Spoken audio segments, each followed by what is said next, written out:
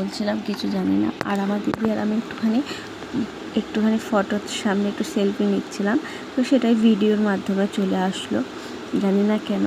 যাই হোক, আমি আবার আমার বোনদেরকে ডাকছিলাম, মানে মামার মেয়ে, মাসির মেয়ে।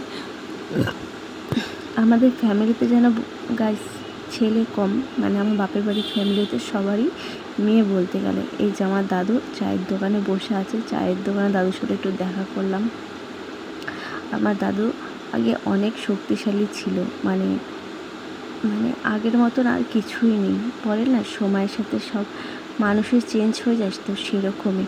আমার ছেলেকে আমি বলছিলাম যে বাবা তুই তো খালি পায়ে হাঁটিস না, এখানে একটু খালি পায়ে দৌড়া, কারণ এখনকার বাচ্চারা তো মাঠঘাট একদমই পায় না। আর আমার পাশে যেটা দেখছো এটা কিন্তু একটা কলেজ, ঠিক আছে? তো কলেজের পাশে দেখি ফুচকার দোকান, তো একটু ফুচকা খেয়ে নিলাম একটু ঝাল ঝাল করে। যেহেতু প্রসাদ খেয়েছি নিরামিষ, এটা বর দিয়ে আমার এই যে জামাইকে খাইয়ে দিচ্ছিলো। ভালোবাসা দেখলে যেন যাচ্ছি না।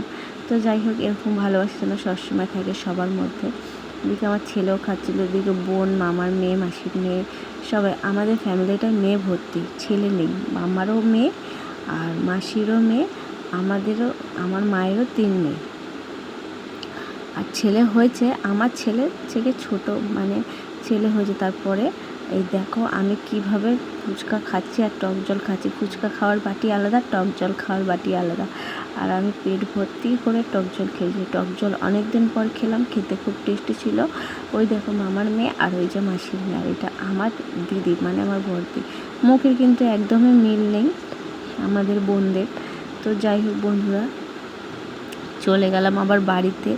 বাড়ি গিয়েই একটুখানি দাঁতগুলো বার করতে করতে চলে গেলাম। বাড়ি যাব আমরা 6:30 7টার সময় বাড়ি যাবো, বেশিক্ষণ ছিলাম না। আর এই যে বাড়ির দিকে যাচ্ছিলাম, আমি একটু ক্যামেরাটা ঘুরিয়ে নিয়েছি। আর ওইটা হচ্ছে আমার মাসির মেয়ে, ওই চুড়িদার পরা, আর ওইটা হচ্ছে মামার মেয়ে। ছেলে আছে একটা, আমার ছেলের থেকে ছোট। আর এই যে বাড়িতে চলে আসলাম, আমার ছেলে দৌড়ে দৌড়ে চলে যাচ্ছে।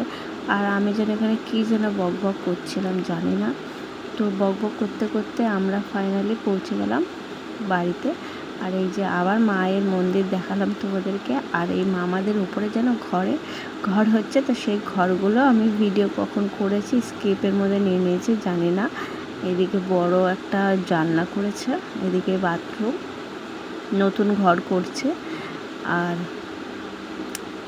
তোমাদেরকে পরে আবার দেখাবো। এটা হচ্ছে একটা ঘর, এদিকে একটা বড় একটা বেডরুম।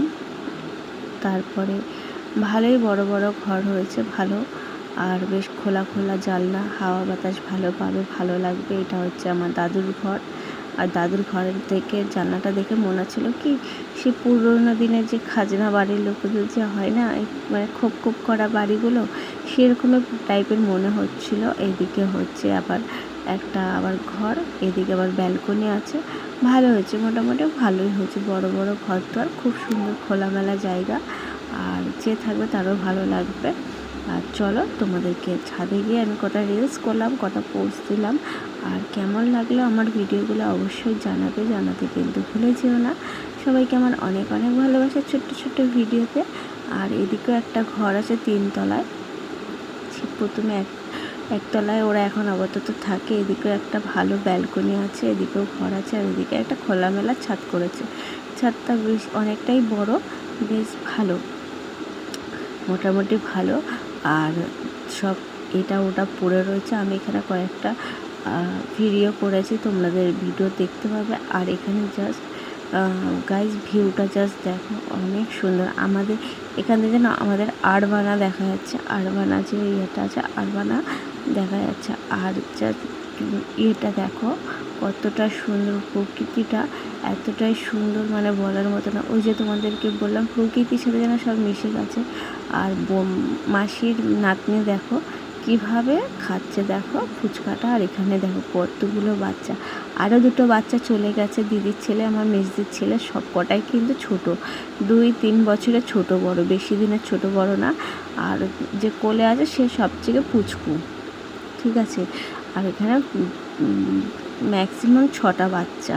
আর এদিকে আমার চলে যাবো বলে আমাদেরকে ফল প্রসাদ গুছিয়ে দিচ্ছিলো। কেমন লাগলো ভিডিওটা একটুখানি ভালো লাগলো